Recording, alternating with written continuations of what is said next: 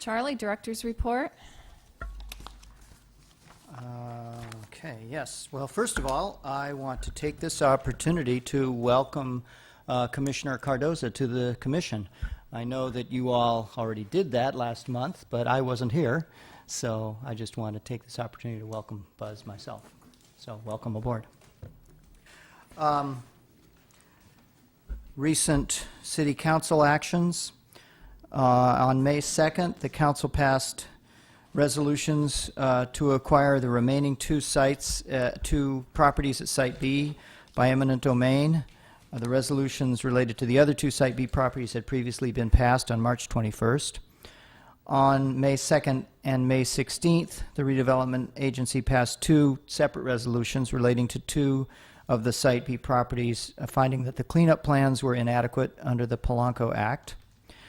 On May 2nd, the Council also approved 3 noise ordinance waivers. 2 of these were for overnight concrete pours, one at Emery Station East and one at 1401 Park, and the other was for Saturday construction at the Blue Star Corner project.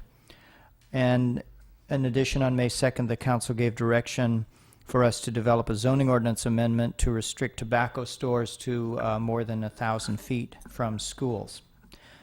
On May 16th, the redevelopment agency and the City Council approved a disposition and development agreement for the Adeline Place project. That's on the check cashing site, and that project had previously been approved by the Commission last October.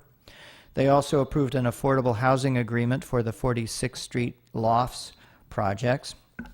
And under communication and reports from department heads at the May 16th meeting, I conveyed to the Commission your recommendation regarding detailed analysis of the Powell Christie intersection with regard to projects proposed in this area. You should have in front of you on the dais a copy of the memo that I distributed to the City Council on May 16th, which I believe has verbatim your recommendation, which was drafted, I believe, by Commissioner Martin.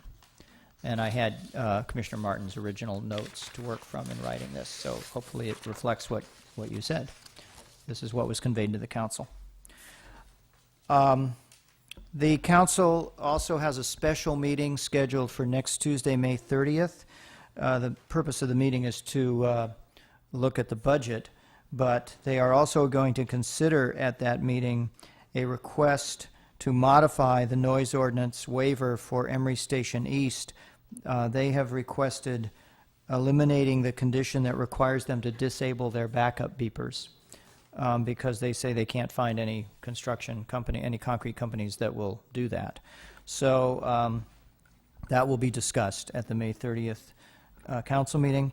A similar request has now also been received from 1401 Park, and that request will be discussed at the regular June 6th council meeting. On the general plan update, the last meeting was day before yesterday, Tuesday the 23rd. Our consultants, Diet and Bhatia, reported on the youth workshop that was held at Emory High School on April 6th. The committee then discussed the zoning height map and its relationship to the policies on height in the existing general plan. They then reviewed the 9 guiding principles for the future of the city that had been discussed at the April meeting, and they then discussed a 10th guiding principle on city form and image.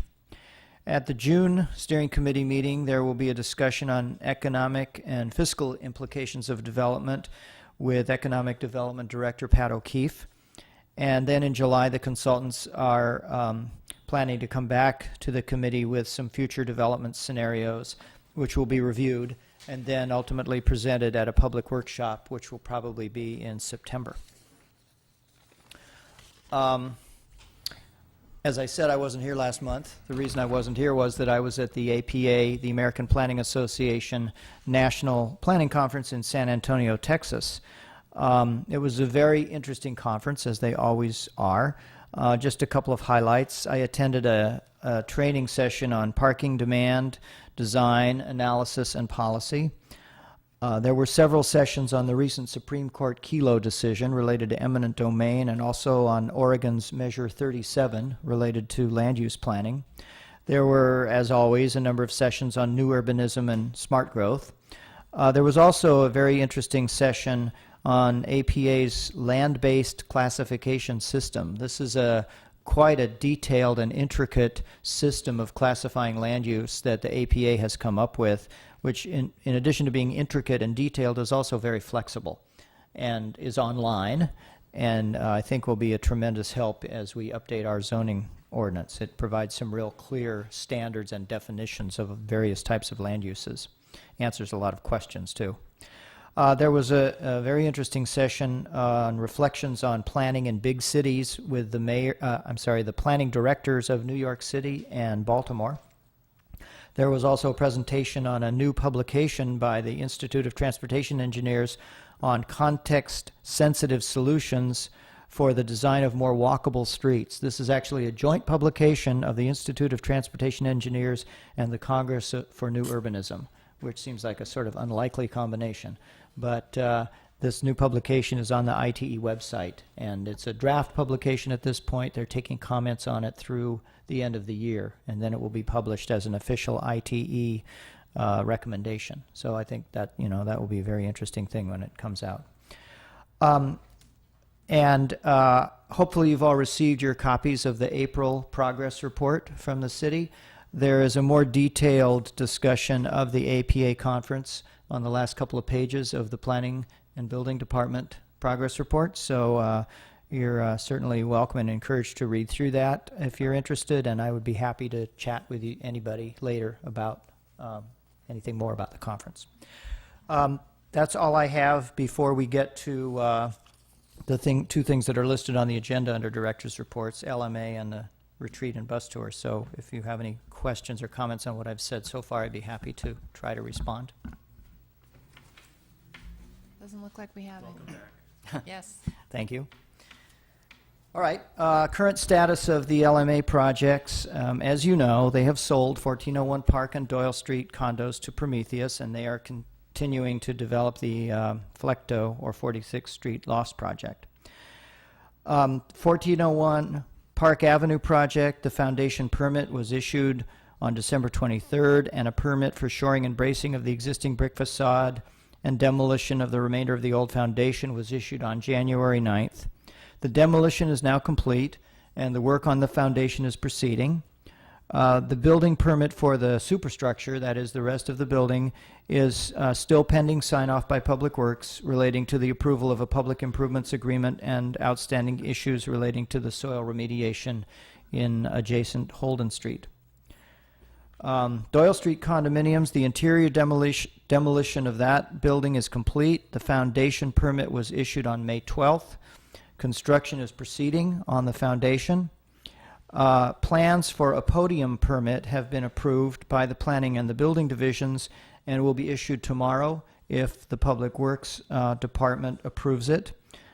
We believe that they will. The podium, as you probably know, is the concrete sort of table that the then wood frame townhouses will be built on top of. So they currently already have a permit for the foundation. This permit would allow them to build up the rest of the concrete podium. So they're ready to go on that as soon as we issue that permit. But as the superstructure permit for the rest of the building is still under review by various city departments. 46th Street Loss, which is, as I say, is still retained by Levin Menzies. The interior demolition work on that project is complete. The foundation permit is now ready to be issued. They have until June 9th to pick up that permit. If they don't pick it up by June 9th, it will expire, and the plan review process has to start all over again. So presumably they will pick up that permit and pay the fees by June 9th. Charlie, how long has that been available? How long? It was just determined ready to issue a few weeks ago, I think. Okay. Is it unusual that they haven't come in to pick the thing up and to move forward? Permits sometimes sit at our front counter ready to be issued for a while before they come and pick them up. Not often, but occasionally that happens. The building division has completed the plan check of the first submittal of the superstructure permit with over 100 comments, as I previously reported. Revised plans were submitted in March, and staff is reviewing those plans. So that's the latest on the 3 LMA projects. Thanks, Any questions or comments on that? Okay, I know you didn't have a chance because of your long meeting last month to get to reviewing the bus tour and retreat on March 25th. I don't know if you want to do that tonight. I thought it might be fruitful at some point to have a brief discussion on that tour, since the point of the tour was to review projects that you've approved in the last several years and try to kind of share thoughts on what worked and what didn't work and what was good and what was bad and what could be improved. You have a somewhat shorter agenda tonight, so you might want to take a few minutes to talk about that. I can quickly review that we had a 4-hour tour on Saturday, March 25th. There were about 60 project sites and points of interest that we drove by on the bus, and specifically we stopped and walked around at the Andante project, Green City Lofts, Chiron's Building 4, the courtyards at 65th Street, City Limits project, and the Liquid Sugar project. So if anybody has any observations you want to share, unless you want to skip over this tonight. Commissioners? I'll just, I thought we sort of reviewed along the trail and, and then continued that conversation during lunch. I thought it was really productive. Buzz, I was glad you were there as well, as a visitor at that point. I just thought it was a really productive process, and to have those discussions at each of those places, physically what worked and obviously what didn't. And then all the in-between was sort of subjective interpretation and opinion on what looked good or what didn't. But I thought it was really productive. I hope we do it again next year, not in 6 months. Any other commissioners?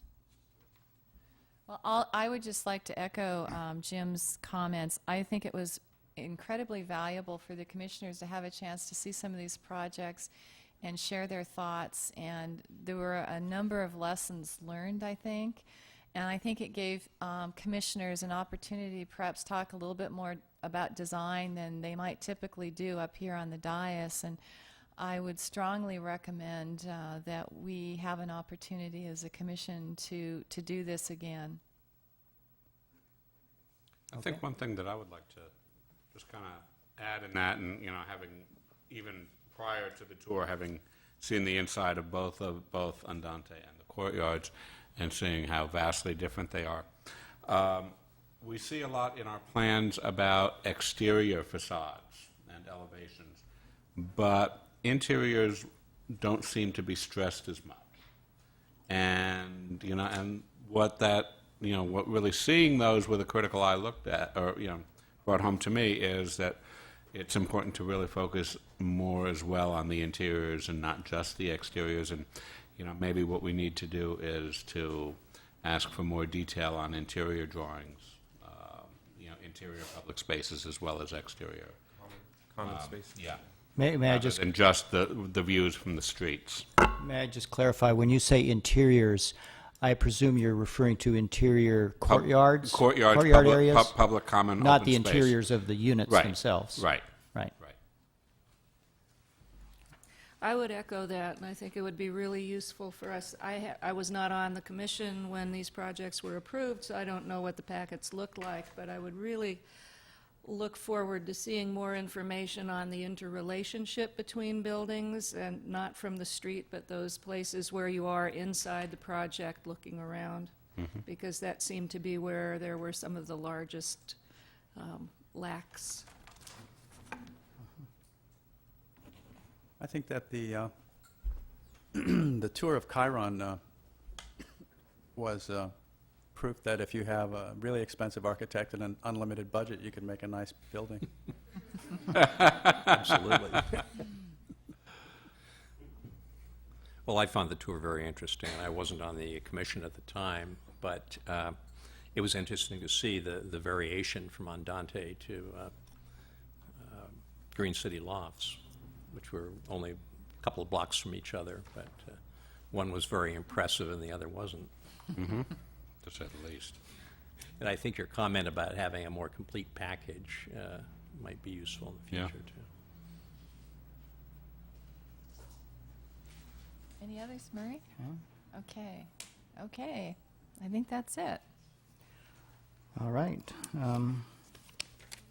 Anything else, Charlie, that you want to report? No. Okay. Let's see, where are we? Okay, we're on to public hearings then. Okay. Well, with that, we will move on to our first public hearing this evening, which